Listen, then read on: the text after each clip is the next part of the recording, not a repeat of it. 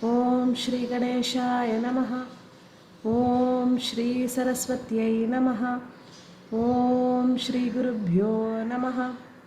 Samasta Jana Kalyane Niratam Karunamayam Namami Chinmayam Devam Sadgurum Brahma Vidvaram Shruti Smriti Purananam Alayam Karunalayam Namami Bhagavat Pada Shankaram Loka Shankaram Harihi Om Shri Gurubhyo Namaha. Harihi Om. So in the last class we saw about karma, right? We saw about agami karma, sanchita karma and prarabdha karma. So agami karma is that the karma of the karma that of the jnanis, of the actions that we are doing now, whatever results is going to come in the future. So that is what is agami karma. We saw sanchita karma as the baggage of karmas that we are carrying from so many innumerable previous births. Everything is carried in the sanchita karma bag, and out of that a few of the karmas have ripened and they are coming into effect in the present state, in this present lifetime, and that is called as prarabdha karma. Prarabdha karma is that which we are undergoing right now. So we saw about these three type of karmas. So what will happen when someone gains this knowledge of the self? How will the karma have an effect on a self-realized person? So we will see about that now. Okay. Yes. Okay. Sanchitam karma brahmaivahamiti nischayatmaka jnanena nashyati. So once we know for sure that I am Brahman, with that nischayatmika, that unshakable, firm knowledge, when it gets rooted in us about our own true self, then the sanchita karma gets destroyed. See, it is like this, okay? Suppose in this lifetime, this Aruna has gone and she has committed a lot of crimes, and there is a big charge sheet against my name. And then the police are hunting and they are like, okay, once we catch her, no, then she's going to be in jail for however long the judges are going to give the sentence. And then Aruna dies. What will the police do? They will have to close the file, no? Similarly, when I realize that I am the self, the ego is no longer there. The ego dies at that time. So where will that karma go and act? There is no entity for the karma to do that cause effect play, isn't it? To whom will that karma go and show its effects? It is not possible. So sanchita karma, the entire baggage that we have been carrying for so many janmas together with us, it is equated to roasted seeds. Once you roast any seeds, will anything grow out of that seed? No, nothing will grow out of roasted seed, right? So similarly, when I realize that I am Brahman, just like how I know right now that I am Aruna, if like that I know I am Brahman, with that kind of conviction, then my sanchita karma gets destroyed completely, because it has no individual to go and act upon. Alright, so that is what happens to sanchita karma. Then what happens to the agami karma? When we are currently living, we still do actions. Even after self-realization, the body still has to act, isn't it? It has to go through the motions of living. And any act will further and further create more and more actions, isn't it? That is what law of karma is, isn't it? So what will happen to the actions that I am doing now after realization? Well, we will see what it is. Agami karma api jnanena nashyati kincha agami karmana nalini dalagata jalavat jnaninam sambandho nasti. Just like how the lotus leaf is there on the water, it is born in the water, It grows in water, it lives in water, and it also perishes there in the water. But the lotus leaf is never affected by water, it never gets wet, isn't it? Like that, in a realized person, for a realized person also, even though he is living in this world using this body, mind, and intellect complex, whatever action he doesn't affect him. Because why? Because they don't do actions from the standpoint of I. There is no ego there. They just allow the body and mind to become instruments of the Lord. They become instruments in the hands of totality. The universal consciousness flows through them and they act accordingly. They don't have any desire prompted actions. All the actions that we do are desire prompted actions. We act because we want something. We act because we want something for the people we love. So it is all very selfish actions, isn't it? And this action will leave more and more impressions in our subtle body, which will again come back and we will be born again and again. Whereas in the case of jnanis, all their actions are completely selfless. There is nothing that they are doing for their own sake. All the name, fame, it doesn't matter to them at all, right? You see, even among the realized masters, they live different types of life. There are people like our Gurudev Swami Chinmayananda who went and preached to the whole world the message of Vedanta. And there are realized masters who are sitting in the caves of Himalayas and just going about their business, not bothering to come down and spread the message of Vedanta. Different types of lives these masters live. And their lives are dictated not by their selfish desires but by the will of the Lord. So their actions will not have any further karma generating about it. Just like how water doesn't touch the leaves. So what will happen is, for us, people like us who are not yet there, when we die, this gross body will disintegrate, go back into the 5 elements. But the subtle body and causal body will continue, carrying all the bundle of impressions that we have gathered in this birth. Along with all the previous birth, it will carry on, find another body to express all those karmas again. And then again we die, we born, same story goes on. But for realized masters, what will happen is, once they die, this body disintegrates, just like us. Similarly, the subtle body also goes back to the subtle elements. We saw, right, how from the Panchamahabhutas, the grossification happens and the gross body comes from the grossified part of the 5 elements. And then the subtle body comes from the subtle aspect of the 5 elements. We saw all that, right, in that Panchikarana. For those who have self-realized, who understand that they are not this body, mind, intellect, they are Brahman, then for them even the subtle body will go back to the 5 elements. There is nothing that is going to propel them to find another body to exhaust all these karmas and vasanas. Okay, so even agami karma will not have any effect on realized masters.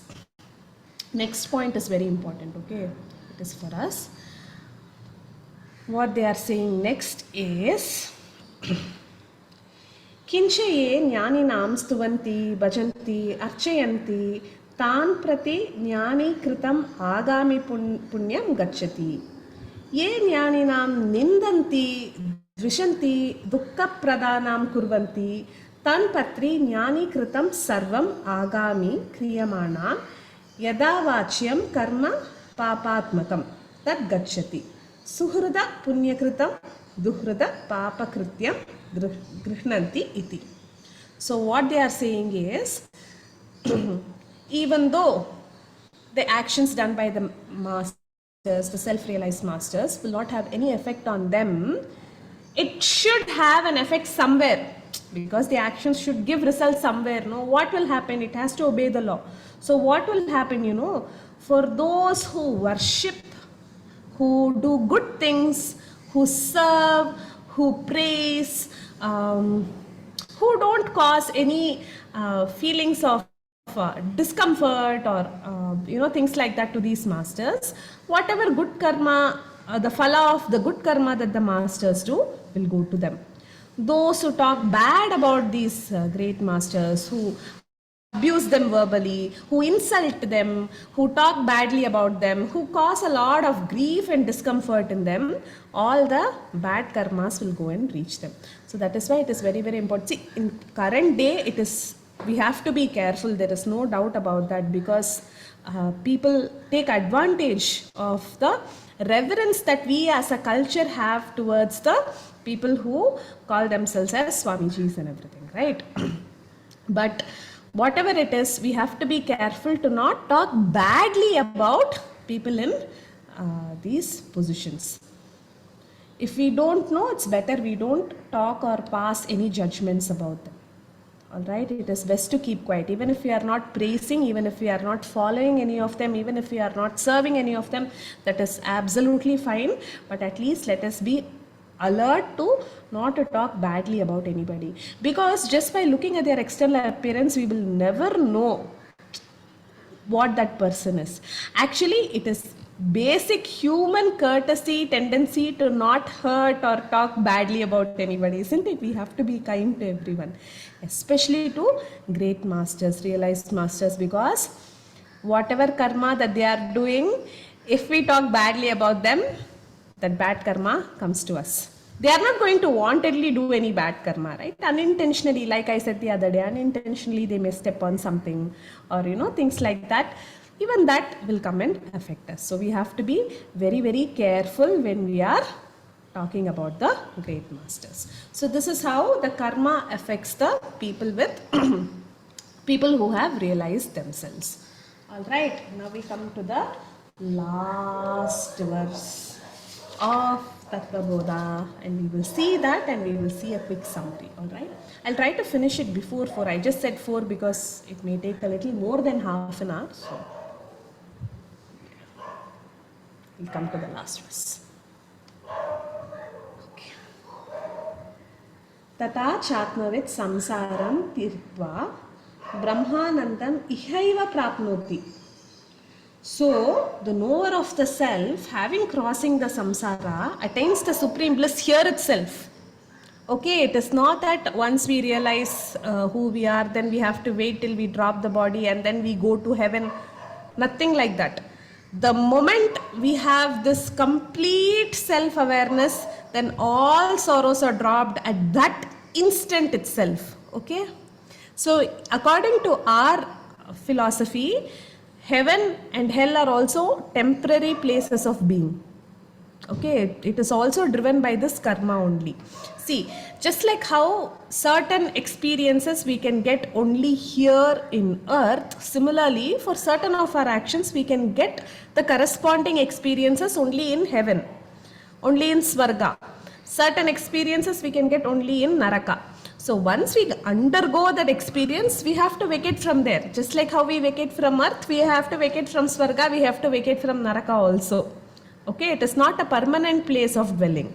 That is why it is very, very important to not be chasing punya karma. Some people will say, okay, at least if I do this, some punya will come to me. Some punya. That is also not a great thing, because you again have to come and enjoy the result of that action. It is not going to cause, punya karma is not going to cause you any liberation. It may help you facilitate in a way that you have access to this knowledge. We have done some punya karma, that's why we are sitting and reflecting on Tattvabodha. Otherwise, why are we going to do that? Isn't it? That facilitation happens. But remember, don't go chasing behind punya karma, because that will again create more and more impressions, more and more vasanas, and again the karma will keep adding on, and again we have to come back and enjoy those results. So the best thing is to not have a sense of doership with respect to karma. Well, it is very easy to say not to have doership. This we have heard 1,000,001 times. But how do we not have doership? Isn't it? That is the most important thing. Okay, we will come back to this line again because it is talking about release of sorrows here and now. Okay. So how do we not have doership? This is something that is very important, and we have to understand it very clearly. Let us start with a simple thing, and then we will build on it further. Okay. So right now we are sitting here, sitting on a chair comfortably, listening to this talk. What effort we are putting for the ears to hear? Are we turning on any key? Are we putting on any switch? Are we doing anything for the ears to hear? Automatically it is happening, no? What effort are we putting for the ears to receive and the brain to process what we have received? Are we putting in any effort? Are we sitting and deciphering, oh, this sound, this vibration, so it is this word means this? Are we doing any effort? We are sitting here comfortably, heart is beating non-stop. Are we, every now and then, every 5 minutes, we are like, okay, heart, come on, beat, don't stop. Are we doing anything? As we speak, millions of cells are dying inside the body and millions of new cells are being born within this body. What effort are we putting? We are not putting any effort, isn't it? So with respect to the body itself, we can't claim any doership. We can't even claim doership for our breathing. Are we even aware that we are breathing? It happens, thank God. Isn't it? So in this level itself, there is no doership. Similarly, the food we eat. Somebody is growing the seeds somewhere. In some paddy field, that rice is being grown. Somebody harvests it, somebody packs it, somebody transports it somewhere. It comes to our supermarket nearby. We go and buy it and eat it. What doership we have over our food? Isn't it? So much effort goes around. For us to live comfortably, we have a house. Other than paying the money, what effort did we put to build the house? Did we generate the sand? It was already there. Earth is already giving us all this. Wood, earth is giving. Cement, everything is already there. Somebody else puts in their labor. And we just say, oh, I want the bathroom here, I want the wash basin here, I want the bedroom here. And we come and live in the house. For this body to exist, how many other bodies are working? Our effort is also like that. Wherever we are working or not working, even if we are a housewife, this body ensures that the other bodies in the house gets food to eat. Isn't it? We make the food. We keep the house clean. Wherever we are working, IT company or whatever, this body again ensures that somebody else lives comfortably. So everything is interdependent. If we are going around thinking that I am only doing everything, there is no greater fool than us in this life. Whether it is success or failure, it is happening, that's all. It is not because of what we do, it is not because of what we don't do. Of course, intelligent living is required, I am not denying all that. But at the back of the mind, we have to remember that it is not only through our own self-effort that we are doing everything. Everything is happening, we are living here because the sun is shining, because the earth is spinning. Are we doing anything about that? No, it is happening by itself, no. So why do we have to keep thinking that oh, you know what, for that family, you know how much I did? Those people have no gratitude. They are not even calling me when they come to the city. What did you do? Your body was an instrument at that time to help those people. That's it, chapter close, leave. Don't think about it. Okay, so this clarity we should have. The more we reflect on this, the more and more we will realize that we can't claim doership over anything. Okay, everything is already happening around us. So many factors are supporting that this life, our life is going on. That is one aspect of it. Second aspect. So if we keep remembering this itself, our sense of doership will come down. The second way to look at it is, how do we, how do we feel that, how do we get this connection that something bigger is at play and I am not the small me is not doing this work? There bhakti plays a very important role. Bhakti need not be only like, we have to constantly keep praying to the God and go to temple and chant slokas or anything like that. Just recognizing that there is a big divine energy all around us, and that divine energy is flowing through this body and living in this body and taking care of everything. If we tune into that energy, our life will happen very smoothly. We don't have to put in too much efforts. So the more and more we have these kind of thoughts, the more and more we lose this sense of doership. Okay, every time, see, one way to check it is every time we feel, yes, I did it. If when somebody comes and says, oh Aruna, what a wonderful job you did, smile. You don't have to go and talk, oh, I don't have any sense of doership, I am not the doer. Mentally within yourself, oh God, you did this, you spoke through me, you acted through me, it all went well, I offer it to you. Somebody comes, Aruna, what crap are you doing here? Nothing, useless, absolutely waste. It was such a bad show. Why don't you, how can you even do something like this? If you had put in all the right efforts already, if you had prepared, but still we can't please everybody, right? If still people come and say like this, again, oh God, whatever has happened, you have made it happen this way. Help me be a better instrument. Again, offer it to Him. Plus, minus everything you offer to God, then we will be very free. We won't be worried about getting external validation. We won't be needing this constant, oh, you did a good job, you did a good job. We won't be needing all that.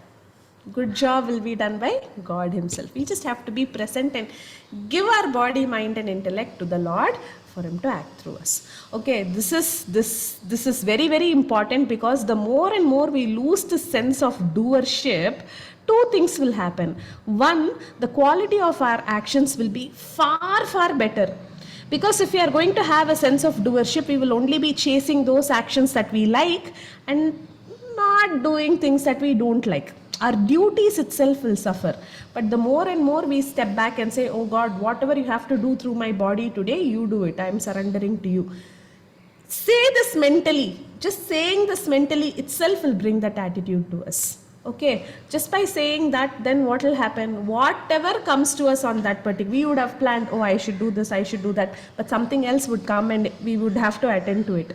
At that time, we won't feel bad or we won't feel irritated, agitated. We will just like, okay, God wants me to do this today, let me do this. So first thing is, our quality of actions will be much improved. And we won't be chasing behind the likes and dislikes. And the second thing that will happen is, the more and more we let go of the likes and dislikes driving our actions, the lesser and lesser we start accumulating sanchita karma. We don't add to the baggage. Okay? That will happen. That is the only way to get out of this karma chakra. Along with study of the self. Because karma cannot lead to liberation. Only knowledge can lead to liberation. Even in Bhagavad Gita it is said, karma cannot lead us to liberation. Only knowledge can lead us to liberation. Karma can help us gain knowledge. It will create the conducive environment for us to gain knowledge. But only knowledge alone will give us liberation. Okay, so that is what is very important. So that is what is being said in this verse, the last verse. Tata chatmavid samsaram tirtva brahmanandam ihaiva prapnoti. Here itself they'll get into this existence conscious bliss. Okay. Tarati shokam atmavit iti shrute. They will cross all sorrows. It is not being said by Adi Shankara. He is saying iti shrute. Vedas are saying that. One who knows this knowledge, one who realizes his own self, will go beyond all sorrows. Isn't that what we want? We want to have unbroken happiness, isn't it? And by gaining this knowledge, he will cross all sorrows. So, yeah.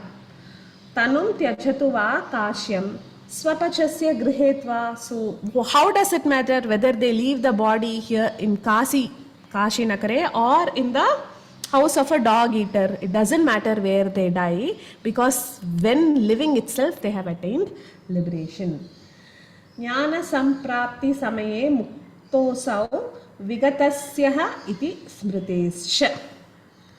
So at the time of gaining knowledge itself, he is liberated, freed from all the results of his action.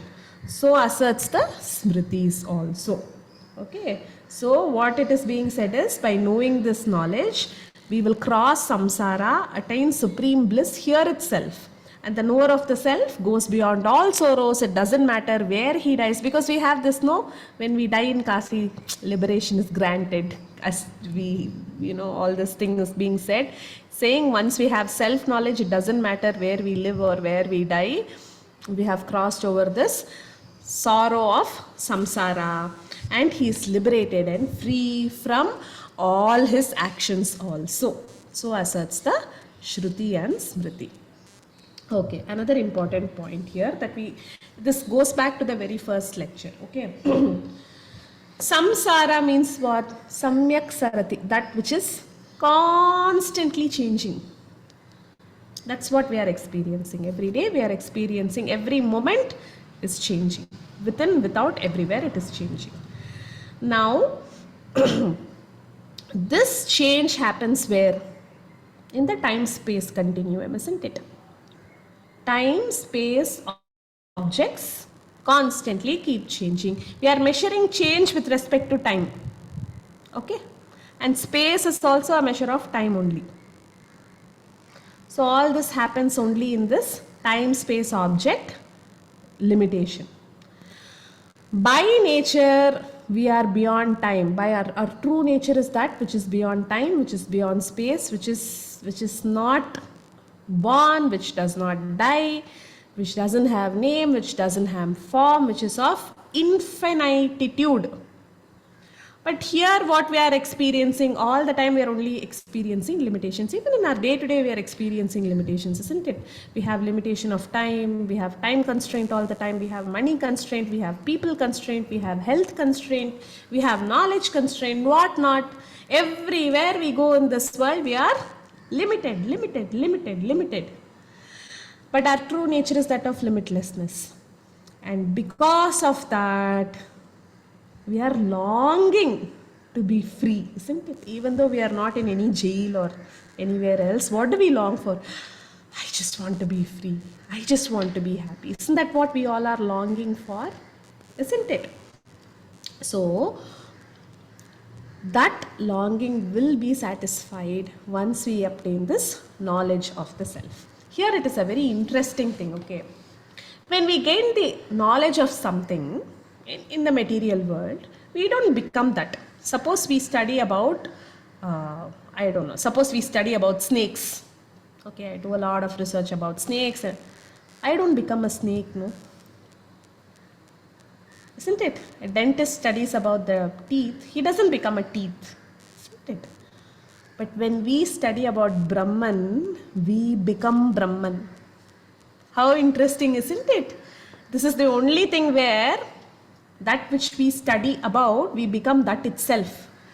Brahmavid Brahmaiva Bhavati. Okay.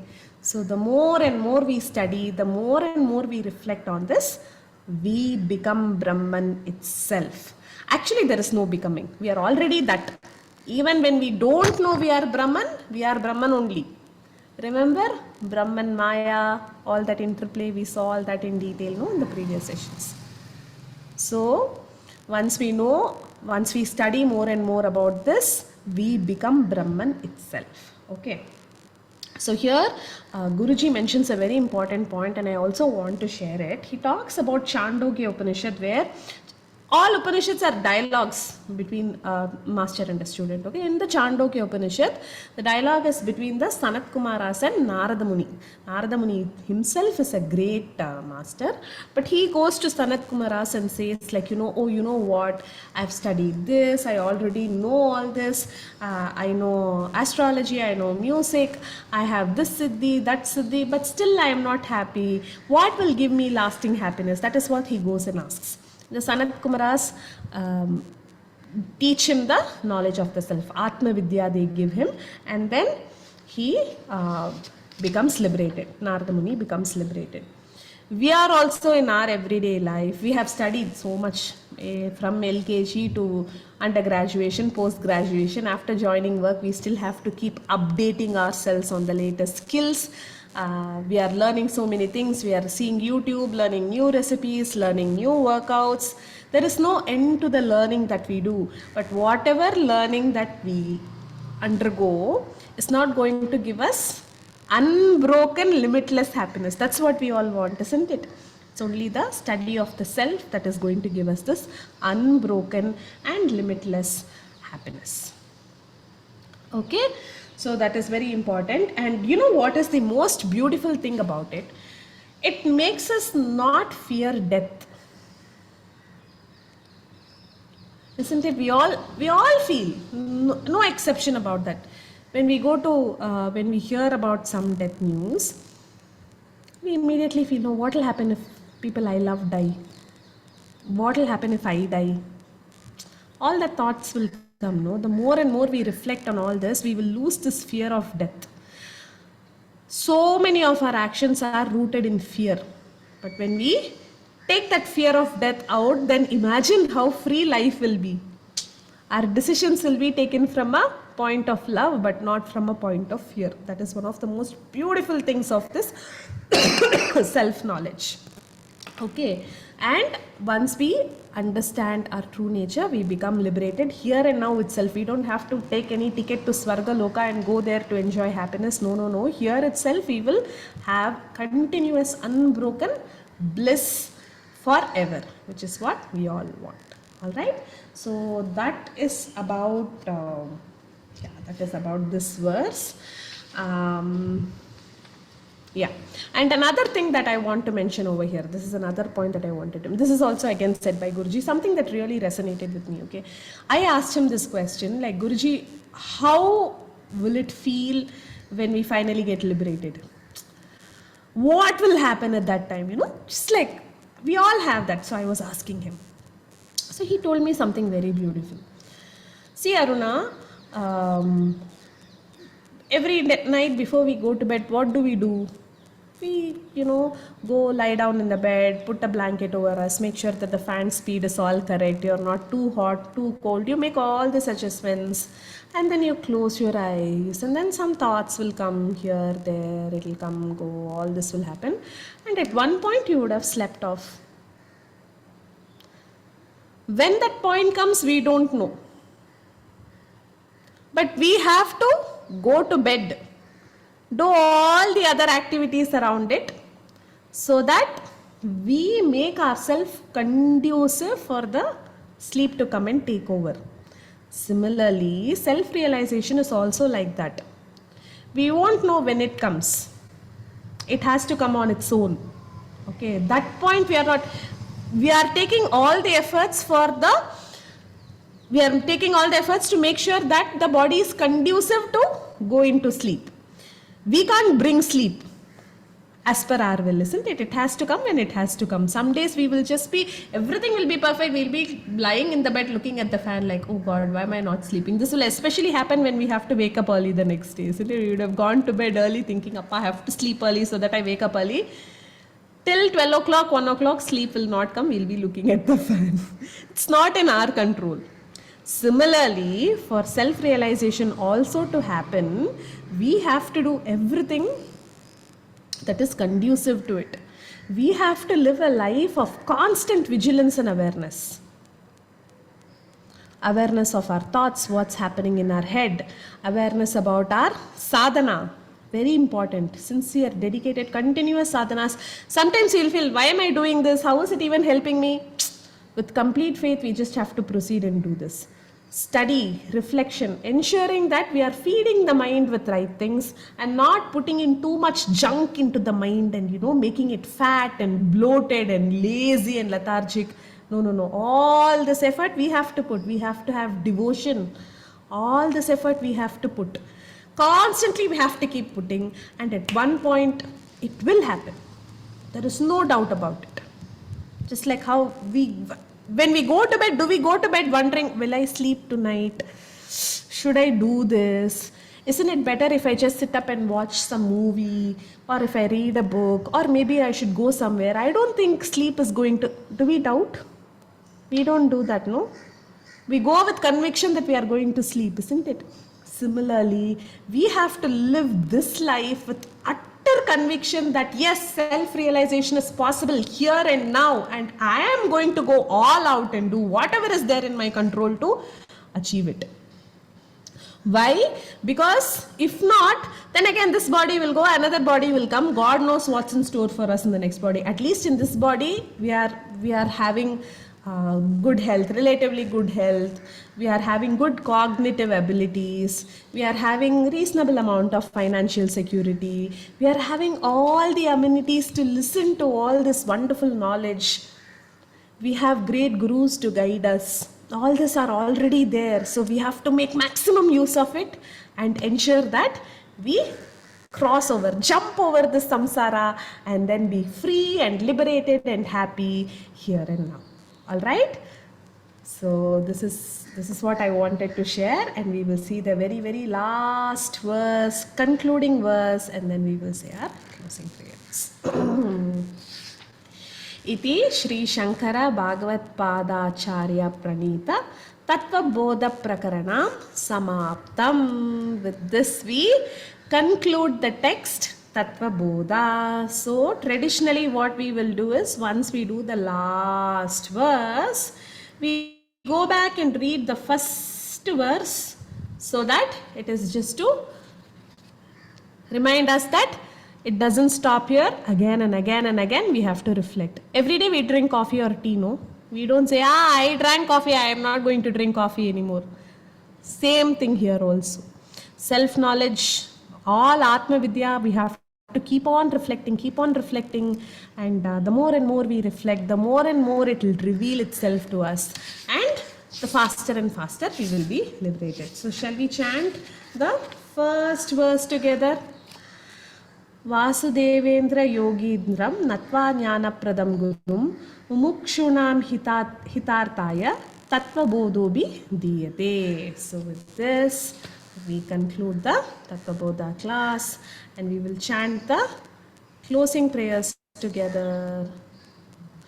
Om Purnamada Purnamidam Purnat Purnamudachyate Purnasya Purnamadaya Purnamevavasishyate.